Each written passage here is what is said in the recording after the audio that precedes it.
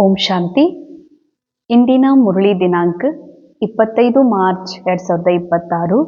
ಮುರಳಿ ಮಹಾವಾಕ್ಯಗಳು. ಮೀಠೆ ಬಚ್ಚೆ, तुम महावीर हो, तुम्हें माया के तूफानों से डरना नहीं है.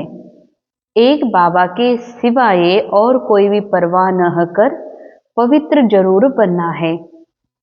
ಬಾಬಾ ಹೇಳ್ತಾರೆ, ಮಧುರ ಮಕ್ಕಳೇ, ತಾವು ಮಹಾವೀರಾಗಿದ್ದೀರಿ ಅಂದಮೇಲೆ ಮಾಯೆಯ ಯಾವುದೇ ತರಹದ ಬಿರುಗಾಳಿಗೆ ಹೆದರಬೇಡ್ರಿ. ಒಬ್ಬ ತಂದೆ ಹೊರತು ಬೇರೆ ಯಾವುದರದ್ದು ಚಿಂತೆ ಮಾಡಬೇಡ್ರಿ ಅಂತಾರೆ ಬಾಬಾ. ಯಾವ್ದ್ರ ಚಿಂತೆ ಮಾಡಬೇಡ್ರಿ. ಪರವಾಹ ಅರ್ಥಾತ್ ಒಬ್ಬ ಬಾಬಾ ಹೇಳಿದ ಮಾತಿಗೆ ಲಕ್ಷ್ಯ ಕೊಡುವುದನ್ನು ಬಿಟ್ಟು ಬೇರೆ ಯಾವುದ್ರ ಕಡೆಗೂ ನಿಮ್ಮ ಲಕ್ಷ್ಯ ಕೊಡುವ ಅವಶ್ಯಕತೆ ಇಲ್ಲ. ಆದರೆ ಅವಶ್ಯ ಪವಿತ್ರ ಆಗಲೇಬೇಕು ಅಂತ ಬಾಬಾ ಬಹಳ ಸುಂದರವಾಗಿ ಪ್ರೀತಿ ಮತ್ತು ವರದಾನ ಶಕ್ತಿ ಕೊಟ್ಟಿದ್ದಾರೆ. ತುಮ್ ಮಹಾವೀರ್ ಹೋ. ಮಹಾವೀರ್ ಆಗ್ರಿ ಅಂತ ಹೇಳ್ತಿಲ್ಲ ಬಾಬಾ, ಇದು ಬಹಳ ನೋಟ್ ಮಾಡ್ಕೋಬೇಕಾಗಿರುವಂಥದ್ದು. ಮಹಾವೀರ್ ಹೋ, ತುಮ್ ಮಹಾವೀರ್ ಇದ್ದೀರಿ. ಈ ಮಾತು ಯಾರಿಗೆ ಹೇಳ್ತಾರೆ ಬಾಬಾ? ಆತ್ಮ ಹಾಗೂ ಆತ್ಮನ ಮನಸ್ಸಿಗಾಗಿ ಹೇಳ್ತಾರೆ. ಈ ಬ್ರಹ್ಮಕುಮಾರಿ ಪಾತ್ರಕ್ಕೆ ಹೇಳ್ತಾ ಇಲ್ಲ. ತುಮ್ ಮಹಾವೀರ್ ಹೋ. ಹೀಗಾಗಿ ಮಾಯಾ ಬಿರುಗಾಳಿಗೆ ನೀವು ಹೆದರ್ಲಿಕ್ಕೆ ಹೋಗಬೇಡ್ರಿ ಅಂತ. ಆದರೆ ಒಂದ್ ಕಡೆ ಲಕ್ಷ್ಯ ಇರಬೇಕು. ಪೂರಾ ಲಕ್ಷ್ಯ ಬಾಬನ್ ಕಡೆಗಿರ್ಲಿ. ಬಾಬನ್ ಬಿಟ್ರ ಬೇರೆ ಯಾವುದು ತಲೆ ಕೆಡ್ಸ್ಕೋಬೇಡ್ರಿ ಅಂತಾರೆ ಬಾಬಾ. ಯಾಕೆ ಅಂದ್ರೆ ನಾವು ಏನೇ ಆಗಿಯೂ ಕೂಡ ಪಾವನ ಆಗಲೇಬೇಕು. ಪಾವನ ಯಾರಾಗಬೇಕು? ಆತ್ಮನ ಇಲ್ಲ. ಆತ್ಮ ಪವಿತ್ರ ಸ್ವರೂಪ ಇದೆ. ಪಾವನ ಆಗಲೇಬೇಕು ಈ ಮನಸ್ಸು, ಪಾವನ ಆಗಲೇಬೇಕು ಈ ವಿವೇಕ, ಬುದ್ಧಿ, ಸಂಸ್ಕಾರ ಅಂದ ಮೇಲೆ ಯಾವುದ್ರದ್ದು ತಲೆ ಕೆಡ್ಸ್ಕೋಬೇಡ್ರಿ. ಇನ್ನು ಬಿರುಗಾಳಿ ಒಂದಿದೆ, ಸ್ಥೂಲ ಬಿರುಗಾಳಿ, ಪಂಚತತ್ವದ ಜೋರಾದ ಬಿರುಗಾಳಿ.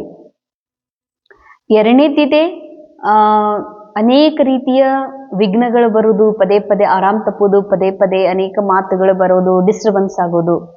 ಇದು ಎರಡನೇ ಥರದ್ದು ಸೂಕ್ಷ್ಮ ರೂಪದ ಬಿರುಗಾಳಿ. ಅರ್ಥಾತ್ ಮನಸ್ಸಿನಲ್ಲಿ ನಡೆಯುವಂತಹ ಅನೇಕ ರೀತಿಯ ನೂಂದಾಗಿರುವಂತಹ ಮನಸ್ಸಿನಲ್ಲೂ ಕೂಡ ಅನ್ಕೊಳ್ಳಾರ್ದಂತಹ ಅನೇಕ ಚಿತ್ರಗಳು ಮನಸ್ಸಿನ ಪರದೆಯ ಮೇಲೆ ಕಾಣಿಸ್ಲಿಕ್ಕೆ ಶುರು ಆಗ್ತಾವ.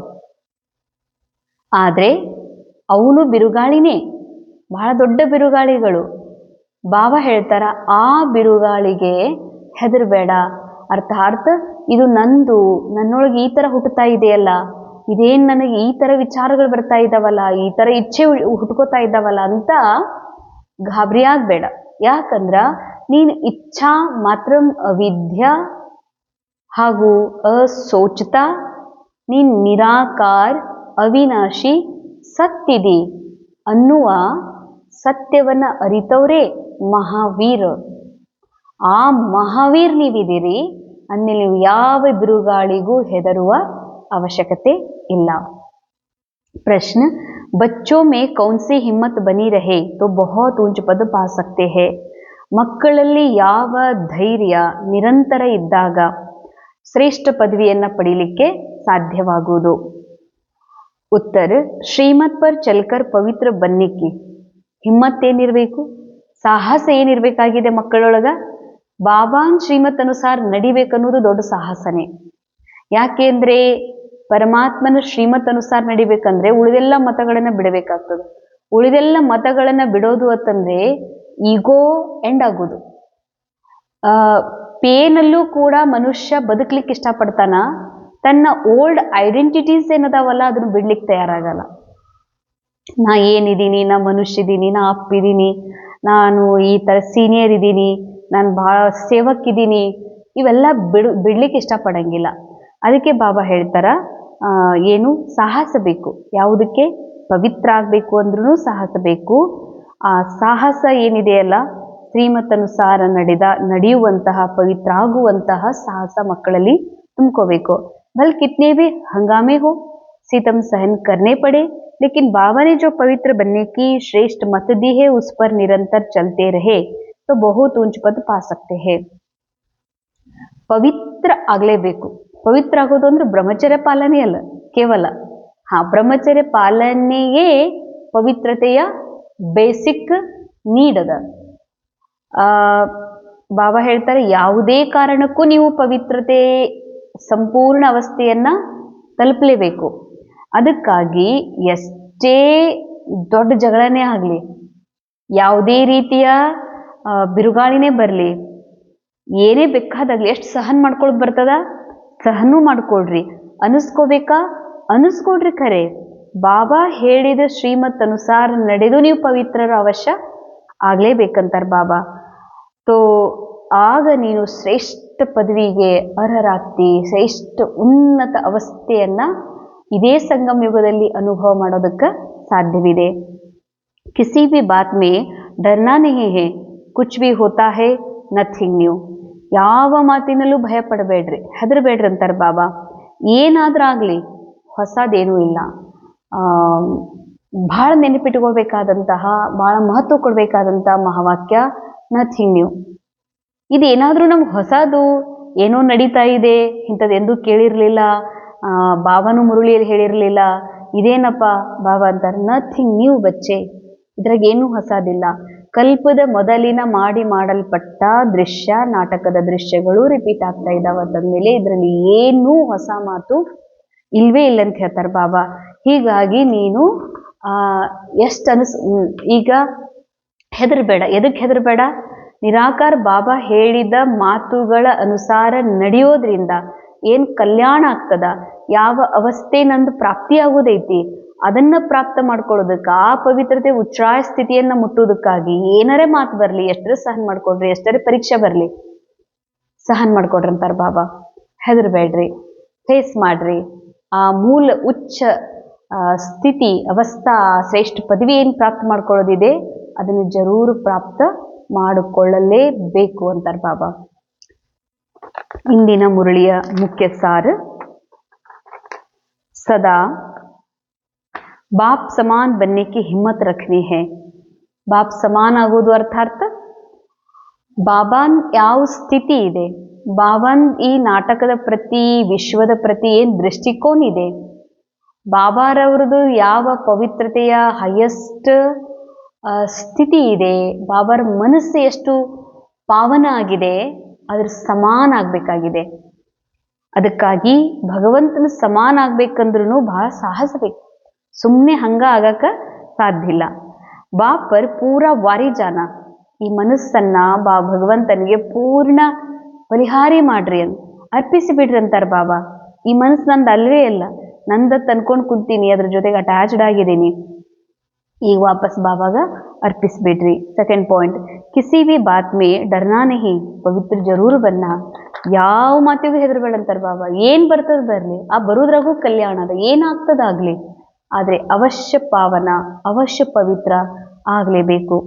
वरदान, समस्याओं को चढ़ती कला का साधन अनुभव कर सदा संतुष्ट रहने वाले ಶಕ್ತಿಶಾಲಿ ಭವ. ಸಮಸ್ಯೆಗಳನ್ನು ಹಾರುವ ಕಲೆಯ, ಏರುವ ಕಲೆಯ ಸಾಧನ ಅಂತ ಅನುಭವ ಮಾಡಿ ಸದಾ ಸಂತುಷ್ಟರಾಗಿರುವಂತಹ ಶಕ್ತಿಶಾಲಿ ಸಂಪನ್ನ ಆತ್ಮರು ಆಗ್ರಿ. विस्तार, जो शक्तिशाली आत्माएं हैं वह समस्याओं को ऐसे पार कर लेती है जैसे कोई सीधा रास्ता सहज ही पार कर लेते हैं. ಯಾರು ಶಕ್ತಿಶಾಲಿ ಆತ್ಮರು ಸಮಸ್ಯೆಗಳನ್ನು ಈ ರೀತಿ, ಶಕ್ತಿಶಾಲಿ ಆತ್ಮ ಅರ್ಥಾತ್ ಯಾರ ಮನಸ್ಸು ಶಕ್ತಿಶಾಲಿ ಇದೆ ಅವರು ತಮ್ಮ ಜೀವನದಲ್ಲಿ ಪಾತ್ರದಲ್ಲಿ ಬಂದಿರುವಂಥ ಸಮಸ್ಯೆಗಳನ್ನು ಹಿಂಗೆ ಪಾರ್ ಮಾಡ್ತಾರಲ್ಲ, ಸೀದಾ ರಸ್ತಾ ಅಂದರೆ ಎಕ್ದಮ್ ಡಾಂಬರ್ ರೋಡ್, ಕಾಂಕ್ರೀಟ್ ರೋಡ್, ಅದ್ರ ಮೇಲೆ ನಾನು ನಡ್ಕೊಂಡು ಹೋಗ್ತಾ ಇದ್ದೀನಿ ಅಂತಂದ್ರೆ ಅಲ್ಲಿ ಏನೂ ಪ್ರಾಬ್ಲಮ್ ಆಗೋದಿಲ್ಲ. ಸೀದಾ ದಾರಿಯ ಮೇಲೆ ನಡೆದಂತೆ ಅನುಭವ ಆಗ್ತದ. ಯಾರು ಶಕ್ತಿಶಾಲಿ ಆತ್ಮದಾರ ಅವ್ರ ಮುಂದೆ ಪರಿಸ್ಥಿತಿ, ಮಾತು, ಸಮಸ್ಯೆಗಳು ಅವ್ರಿಗೇನು ದೊಡ್ಡ ಮಾತು ಅಲ್ವೇ ಅಲ್ಲ. ಸಮಸ್ಯಾವೇ ಉನ್ಕೆ ಲಿಯೇ ಚಡ್ತಿ ಕಲಾ ಕಾ ಸಾಧನ ಬನ್ ಜಾತಿ. ಇಂಥವರಿಗೆ ಸಮಸ್ಯೆಗಳು ಏರುವ ಕಲೆಯ ಸಾಧನ ಆಗ್ತವೆ. ಹೇಗೆ? ಒಬ್ಬರ ಮನೆ ಮೇಲೆ ಯಾರೋ ದಪ್ಪ ದಪ್ಪ ಕಟ್ಟಿಗೆ ಎಸಿತಾರೆ ಶತ್ರು, ಅವರು ದಿನಾ ಒಂದಿಷ್ಟು ಕಟ್ಟಿಗೆಗಳನ್ನೇ ಎಸಿತಾರೆ ಏನಾರೋ ಹಾನಿ ಮಾಡಬೇಕು ಅಂತ. ಈಗ ನಾನು ತಪ್ಪಿಸ್ಕೊಂಡೆ, ಈಗ ನನ್ನ ಮನೆ ಮೇಲೆ ಬಹಳಷ್ಟು ಕಟ್ಟಿಗೆಗಳು ಬಿದ್ದಿದ್ದಾವೆ, ಏನು ಮಾಡೋದು? ಎಸೆಯೋದ ವಾಪಸ್ ಒಗೆದು ಬರೋದ? ಇಲ್ಲ, ಅವನ್ನೇ ಇಂಧನವನ್ನಾಗಿ ಬಳಸ್ಕೊಂಡ್ಬಿಡು, ಅವನೇ ಉರಿ ಹಚ್ಚಿ ಅದರ ಮೂಲಕ ಏನು ಅಡುಗೆ ಮಾಡಬೇಕು, ಏನು ಕೆಲಸ ತಗೋಬೇಕು ತಗೊಳ್ರಿ. ಹಾಗೆ ಬಾಬಾ ಹೇಳ್ತಾರೆ, ಸಮಸ್ಯೆ ಬಂದಿದ್ದಾವಂದ್ರ ಅವು ಹಂಗೆ ಬಂದಿಲ್ಲ, ಆ ಸಮಸ್ಯೆಗಳು ನನ್ನ ಇನ್ನರ್ ವ್ಯಾಲ್ಯೂಸನ್ನು ಎಕ್ಸ್ಪ್ಲೋರ್ ಮಾಡ್ಲಿಕ್ಕೆ ಬಂದಿದ್ದಾವೆ. ನನ್ನೊಳಗಡೆ ಇರುವ ಆಂತರಿಕ ಬಲವನ್ನು ಮತ್ತಷ್ಟು ಬಲಪಡಿಸ್ಲಿಕ್ಕೆ ಬಂದಿದ್ದಾವೆ. ನನ್ನ ಮೆಚುರಿಟಿಯನ್ನು ಹೆಚ್ಚಿಸ್ಲಿಕ್ಕೆ ಬಂದಿದ್ದಾವೆ. ಆದಮೇಲೆ ಸಮಸ್ಯೆಗಳಿಗೆ ನಿಮ್ಮ ಏರುವ ಕಲೆ ಸಾಧನ ಮಾಡ್ಕೊಂಡ್ಬಿಡ್ರಿ.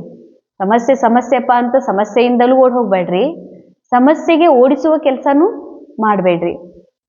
ಹರ್ ಸಮಸ್ಯೆ ಜಾನಿ ಪಹಚಾನಿ ಅನುಭವ ಹೋತಿ ಹೇ.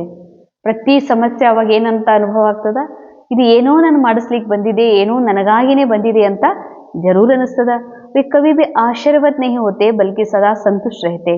ಅವರೆಂದೂ ಆಶ್ಚರ್ಯಚಕಿತ ಆಗೋದಿಲ್ಲ, ಬದಲಾಗಿ ಅವ್ರು ಇನ್ನೂ ಸಂತುಷ್ಟರಾಗಿನೇ ಇರ್ತಾರೆ. मुख से कभी कारण शब्द नहीं निकलता लेकिन उसी समय कारण को निवारण में बदल देते. ಬಾಯಿಂದ ಎಂದಿಗೂ ಕೂಡ ಪುರುಷಾರ್ಥಕ್ಕಾಗಿ, ಶ್ರೇಷ್ಠ ಸ್ಥಿತಿಗಾಗಿ, ಆನಂದದ ಪ್ರಾಪ್ತಿಗಾಗಿ, ಪ್ರಾಪ್ತಿ ಅನುಭವ ಮಾಡಕ ಇಲ್ಲ, ನಾನು ಖುಷಿ ಇರ್ಬೇಕು ಅನ್ಕೊಂಡಿದ್ದೆ, ಮುಂಜಾನೆ ಎದ್ದು ಹಿಂಗಾಯ್ತು, ಇಲ್ಲ ನಾನು ಸಂತುಷ್ಟ ಇರ್ಬೇಕಂದೆ ಹಿಂಗಾಯ್ತು, ನನ್ನ ಆತ್ಮಸ್ಥಿತಿಯಲ್ಲಿ ಸ್ಥಿತಿ ಇರ್ಬೇಕಂದಿದ್ದೆ, ನನಗೆ ಹಂಗಾಯ್ತು ಹಿಂಗಾಯ್ತು, ಇವೆಲ್ಲ ಕಾರಣಗಳನ್ನು ಅವರು ಕೊಡೋದಿಲ್ಲ. ಪರಿಸ್ಥಿತಿ ಏನೇ ಇರಲಿ, ಮಾತೇನೇ ಇರಲಿ, ಶ್ರೀಮತ್ ಇದೆಯಲ್ಲ ನಾ ಯಾರನ್ನುವಂತಹ ಸ್ಮೃತಿ ಅದರಲ್ಲಿ ಸದಾ ಇರ್ತಾರ.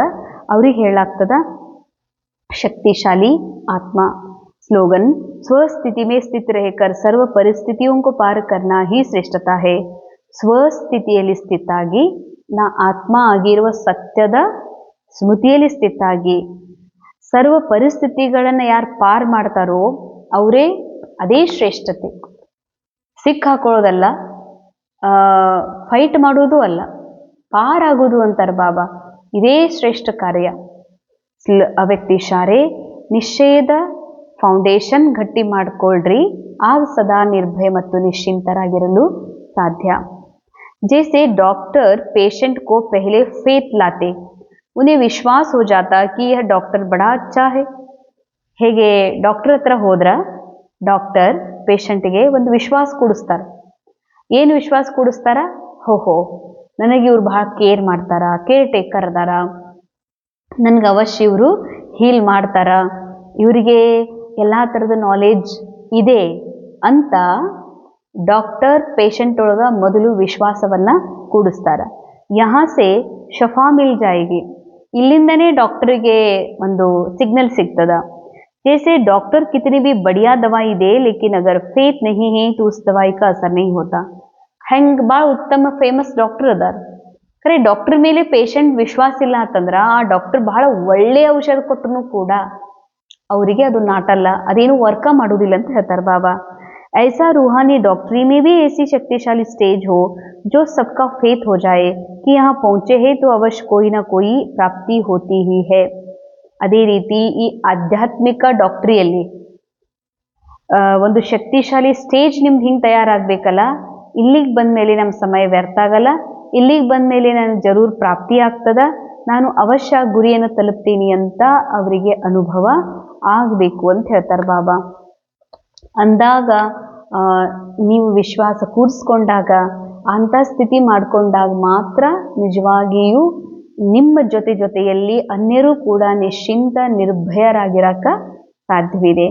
ಅನುಭವ ಮಾಡೋಣ ಇಂದಿನ ಮುರಳಿಯ ಮಹಾವಾಕ್ಯದ ನಾನು ಆತ್ಮ.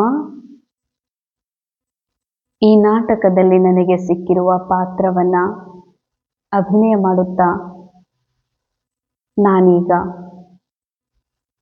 ಜಾಗೃತ ಸ್ಥಿತಿಯಲ್ಲಿ ಸ್ಥಿತ ಆಗಿ ಪಾತ್ರ ನಡೆಯುತ್ತಿರುವುದನ್ನು ನೋಡುತ್ತಿರುವೆ. ಪಾತ್ರದಲ್ಲಿ ಅನೇಕ ಸಮಸ್ಯೆಗಳಿವೆ. ಮೊದಲು ಮಾನವ ಜೀವನದಲ್ಲಿ ನನಗೆ ಅವು ನನ್ನ ಸಮಸ್ಯೆ, ಅದನ್ನು ನಾನೇ ಎದುರಿಸಬೇಕಲ್ಲ ಎಂದು ವಿನಾಕಾರಣ ಅತಿ ವಿಚಾರದಲ್ಲಿ ಹೋಗುತ್ತಿದ್ದೆ.